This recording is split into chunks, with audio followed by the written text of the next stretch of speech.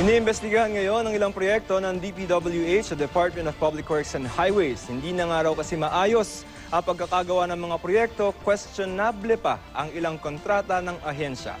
May report si Salima Refran. May mga crack, nagbibitak ang semento at nagsibagsakan pa ang fencing. Ilan lang ito sa mga nakitang depekto ng Department of Public Works and Highways sa pagpapagawa ng C5 extension hanggang South Luzon Expressway at West Service Road Sukat.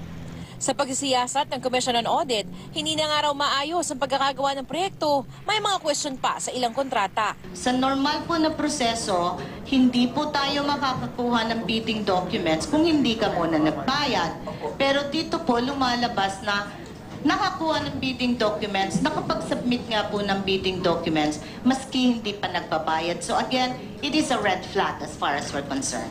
Halos bayad na ang proyekto nagkakahalaga kasi ng 578 million pesos. Ang eGuardiola at Redicon Trading and Construction Corporation ay dalawa lang sa mga kumpanyang nakakuha raw ng kontrata sa DPWH para sa C5 Extension Project.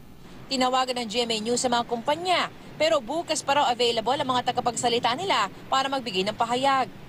Kahapon, sa hearing ng Committee on Good Government and Public Accountability sa Kamara, isa lang ang C5 Extension Project sa mga kasama sa special audit na isinagawa nila base sa hiling ni DPWH Secretary Rogelio Singson. Sa kabuuan, aabot sa halos 17 billion pesos ang halaga ng proyektong binigay sa 12 contractor ang kasama sa special audit. Ang question po namin, paano mo i-implement ang sabay-sabay na proyektong ganito?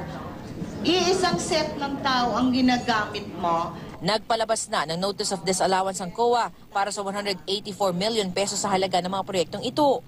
Pero halos 18 million pesos pa lang ang naibabalik. Salima Refran, GMA News.